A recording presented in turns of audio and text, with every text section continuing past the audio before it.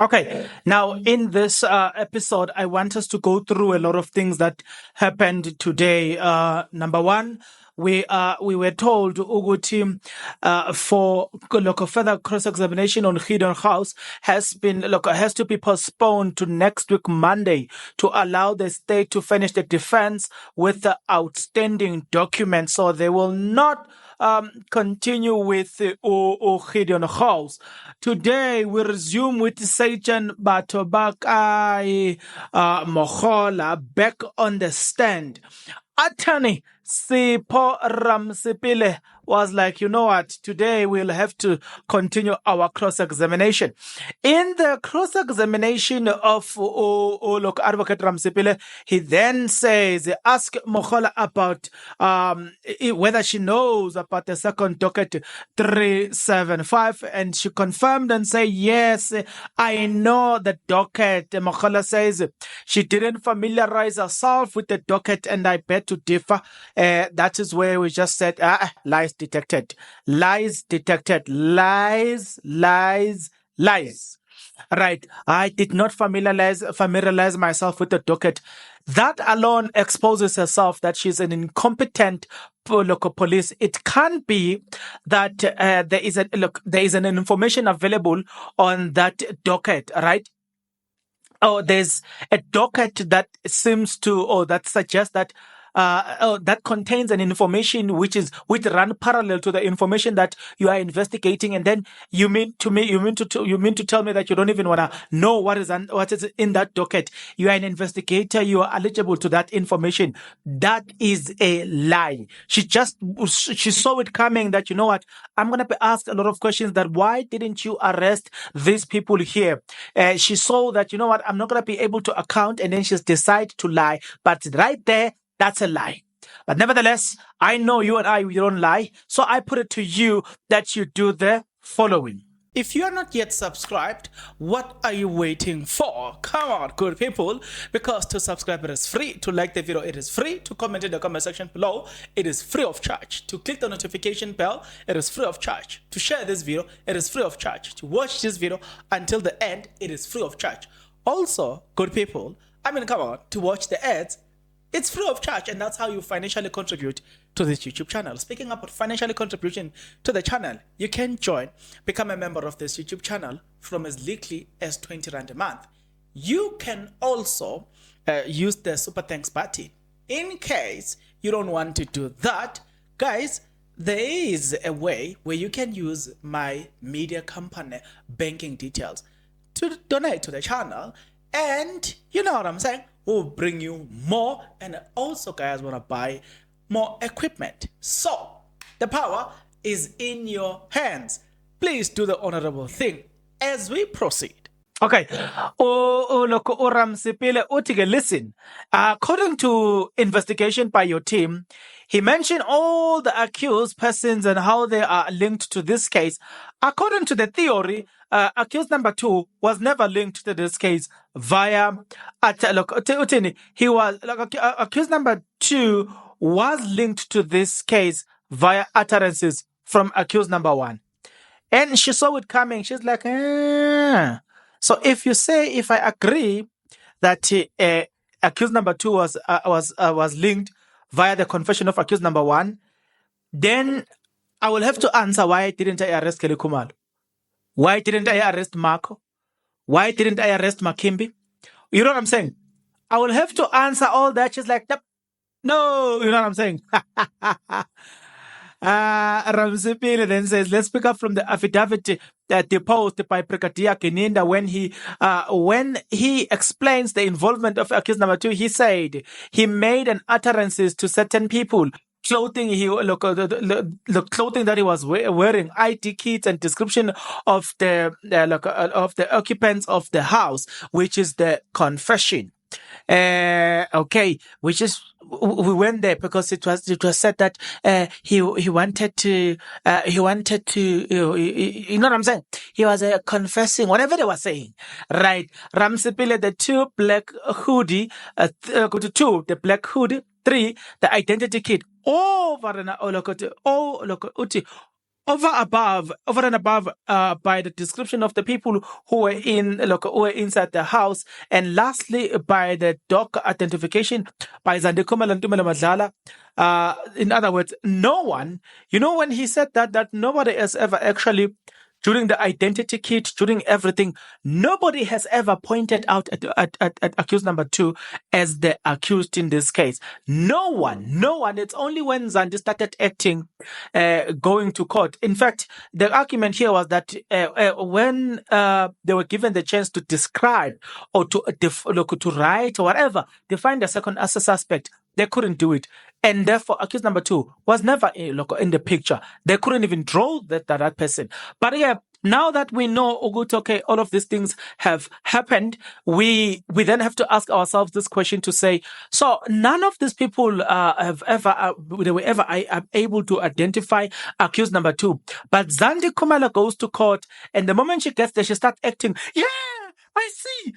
She was asked, how do you know it's him? Then she suddenly says, no, oh, you know what? I feel it. And then I remember somebody even asking this person to say, now, so are we going to base everything to your feelings, right? Now, okay, the lawyer, our judge forgot to ask Zandi Khumalo about that. Okay, so we move away from that for the fact that none of them, Zandi Tumelo, whatever, none of them were able to identify accused number 2 as that. So she agreed that yes, it's correct. Yeah. And then again, I'm telling you as a fact that Tumelo Madlala and Zandi Khumalo identified accused number 2 as the first number 2 as the first suspect on this case. But we all know what happened after that. Ramosepele referred to the affidavit by Amanda Steenkamp, who interviewed the people in the house on the description of an alleged intruder. Right. That affidavit, the statement of the officer who interviewed the people who were in the house. The statement says those people who were in the house could not describe the second intruder. Mogola, I did not dispose the affidavit, therefore don't ask me about its content. That woman was there to just say, I'm a woman, please, what I'm saying, don't ask me questions, be gentle, treat me like a lady. No, we don't care about your ladiness here or there in court, or your your mistress or whatever. We don't care. What we care about is to deduce as many facts as possible. She couldn't answer that question, right? If you look at the people who were inside the house, all of the people could not describe the second suspect. According to this affidavit, we know that woman was told to go to court and deny everything. Deny. That's exactly what she was doing in court. And then we move a little bit forward. Then the state object and say that the evidence is unfair. The evidence of those witnesses, it's unfair, must be considered in its totality. I'm like, hey, Batu, when you object to few things there. When Advocate Mgomezulu was standing there, you were objecting to few things. Now today you want to tell us about that. Ramosepele says there were 40 investigators fired in this case, and those people had already done a preliminary investigation in relation to the identification of the intruders. And from this, they say that none of the occupants in the house could point out accused number 2 as the suspect. And you know what I'm saying? They go on to name some of the things, right? And then Ramosepele, a person called CP were mentioned by Steenkamp and Makalini. These are the people who were not inside the house. Makalini was tasked to follow or investigate him, but he was I was tasked to follow and investigate him, but he passed away. You see, Mogola here, she wants to account to people that she cannot be cross-examined to. Now she accounts to the dead person. Hey, I don't know. I mean, who chose Mogola into this case? Because you know what? There was this arrogant woman who went with Abu Mosia to that house, and I think it's Tobega Mhlahlo, if I'm not mistaken. At least that woman, as arrogant as she is, at least she's answering questions. Mogola can't even answer questions. That arrogant woman who is a police, at least she can answer certain things. How? This one, hi, boo. This one is just like she was on a vacation. She was there being she was like, "I'm a lady. Please treat me like a lady." You know, it's a, you know when I call, I call. That's Mogola Buffett. Hi, hi. Okay. Okay, let me leave this one. I'm just following things that are of a matter of importance. Goes to the statement of Nompilo Sangweni, the traditional healer who allegedly consulted with Kelly Khumalo. In a statement, told that the intruder pretended to look at okay. Let me explain this way so that you can understand it. In this statement, it has been said that who's this person? Unompilo Sangwen, a traditional healer, hearing what was told by Ukeli Khumalo, that they were intruders, they did all these things, you know what I'm saying? So Ramosepele was reading that statement. Then again, let's continue. Ramosepele, I'm just looking at the things that were said by Advocate Ramosepele, which were important, right? I guess those are some of the highlights in this case.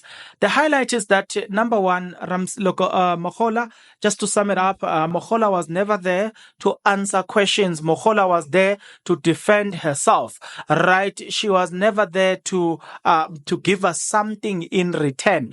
And then we then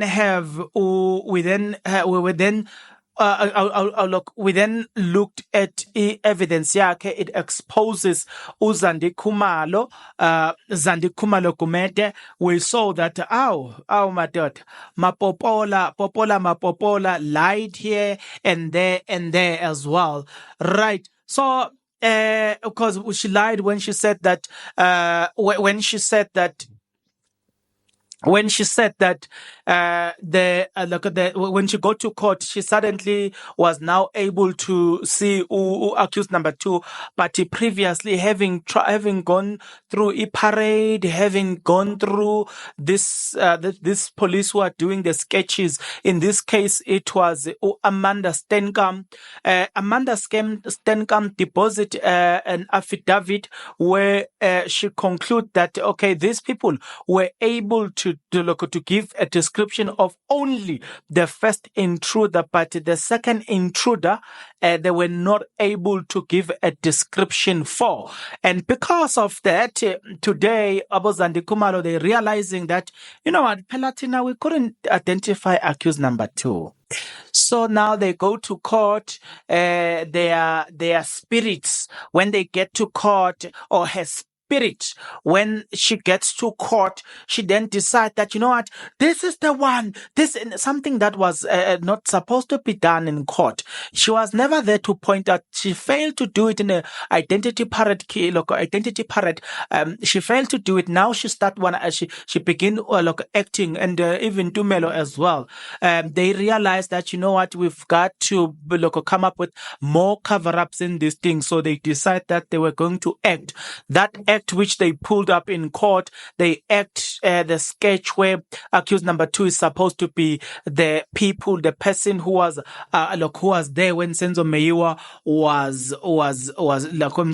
was taken. But they have already deposited a statement previously stating clear that they could not identify number two. So this act, when they say these people are acting, you think they are joking. In fact, you can now see when one who Advocate Mgomezulu says you guys are doing your cover-ups in this case, you think this person is just joking? No. Advocate Mgomezulu was not joking. The cover-ups in this case is on another level. So what we have done now, we have tried to cover up the things, not cover up, but we have tried to look at the things that were of importance in terms of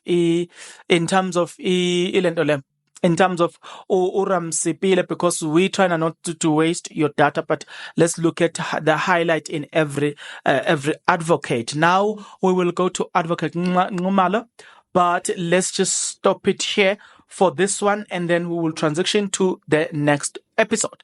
Till we meet again when we talk about Khumalo, please take care.